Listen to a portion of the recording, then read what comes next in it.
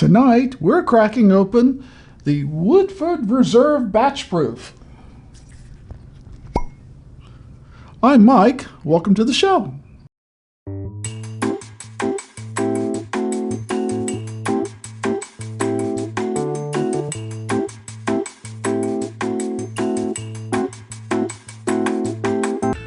Okay, we're back. We've let the bourbon rest a few minutes. That's probably always a good idea, especially with these high-proof cask strengths and barrel-proof products. So, what do we know about the Woodford Reserve Batch Proof? I've just learned about it in the last month or two, so when it came out, I was anxious to get one. I've been a fan of the Woodford Reserve for some time now. I always had the Woodford Reserve Double Oaked in my bar. So when they came out with the Masters Collection at 124.7 proof, I thought, yeah, I got to get me one. So you may or may not have this in your area yet. I don't know technically if it's allocated, but they can be hard to find and they can be a little pricey. Certainly I've not seen it for less than $100, and I'll put the price on the bottom of the screen of what I paid for it. But if you go to the Woodford Reserve website, woodfordreserve.com, we'll put that on the bottom of the screen, they talk a little bit about the batch proof. They say it's a celebration of Woodford Reserve's proprietary process, blending barrels into a batch and then bottling the whiskey at its actual proof, straight from the barrel. Batch proof is crafted using the same grain bill and process as Woodford Reserve Kentucky Straight Bourbon. The 2023 edition is 124.7 proof. And they go on to say some more things about that, but I'll let you read that for yourself. But the one thing that always struck me was it's a very unusual bottle, and it's heavier than you think it is. But, some people complain about the bottle, and it's not the shape. They complain about it being 700 milliliters, not 750, which most typical bourbon bottles are, full size. I don't know why they went to that. It's my understanding that a few years back they did come, the Masters collection did come in a 750. I don't know why they changed it, but nevertheless, this is not something I'm going to be drinking every night, so I don't think I'm going to be running through it fairly quickly. Unless, of course, it's delicious, then that changes everything, right? So, we've let it breathe, and we want to get right into the aroma, the taste, and the finish. So, let's swirl it a little bit more. I did smell the bottle when I, off camera, when I took the cork out. That smells good.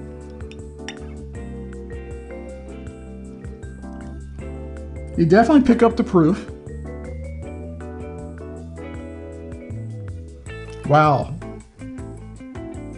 It does remind me of something, and you'll probably think I'm crazy. When I was a kid, I used to love these Luden's cherry cough drops. I'd always have an excuse. Oh, Mom, I got a cough. I need some Luden's. I love those things. I love them today. I don't even know if they still make them. These smell just like Luden's cherry cough drops. Now, I will tell you I get some other things other than cough drops out of that. Definitely some cinnamon. I can pick up oak, definitely. Maybe some nutmeg, too. So, Luden's with some allspice. That sounds pretty good, doesn't it? Cheers.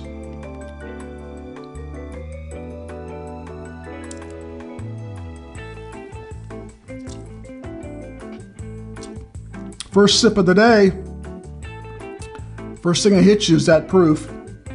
But I am getting a good amount of kind of baking spice, light pepper on the front. And wow, that cherry comes across with some vanilla and cinnamon and some other spices in there. Nice, it coats the palate pretty good too. Let's take another sip.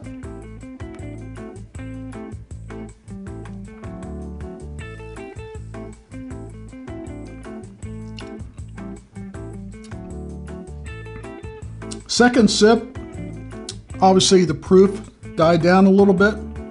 You can taste the traditional Woodford Reserve in there. I've drank enough of that I know it when I taste it. but like times 10. Whatever the Woodford is, you know, microwave it, particle accelerate it, whatever, times 10, you've got this. It's sweeter. The flavor is very bold. The spice seems to be just the right amount for the boldness of the flavor and the proof. Some cask strength bourbons, the spice just hits you so hard, that's all you taste on the first sip. And then later on, you pick up the fruit or the sweetness. This seems to be kind of balanced right in the beginning. It doesn't seem to have a real long finish to it. You get kind of a dry fruit and a light baking spice. It's nice. Actually, I might like that a little heavier on the spice on the back end, but it's still nice. Pleasant. Pleasant would be a good word for it. Wow. Well, let's take one more sip and we'll go to final thoughts.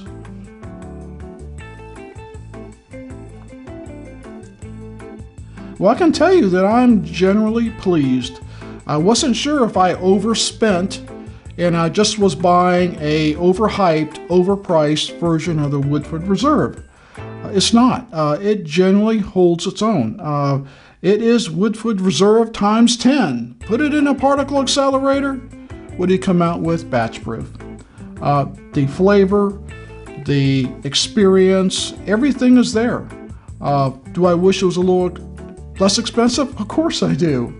Do I wish it was under $100? Absolutely. I'd go and buy another bottle today. I'd stop the video right now and go buy another bottle if I could find this under $100, but I don't think you will.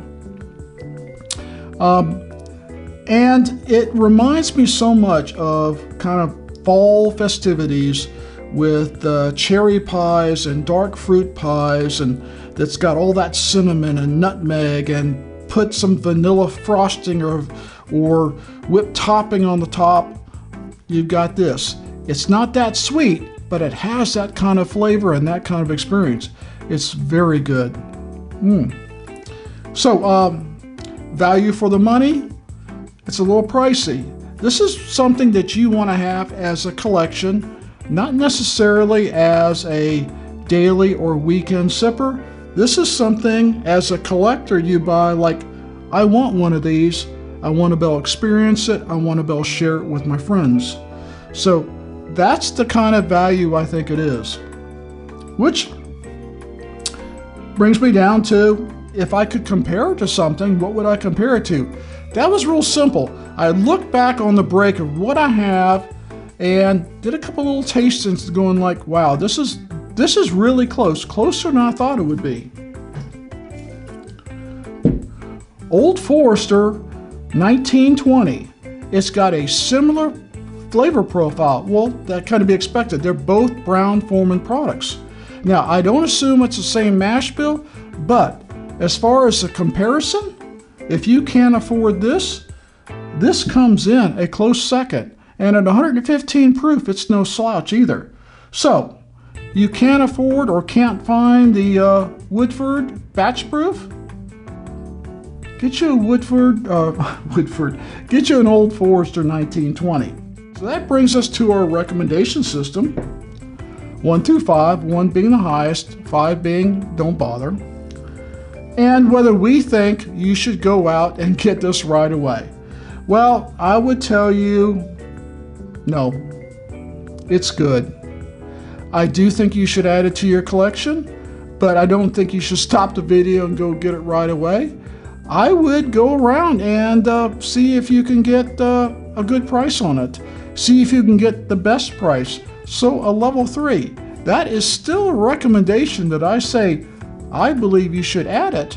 But because it is kind of pricey and the price will fluctuate a lot between markets, I'd shop around a bit, find the best price, and definitely add this to your collection. We hope you liked this video and you'll comment and subscribe and help us to grow the channel. And as always, never drink and drive. Please drink responsibly, and we'll see you next time.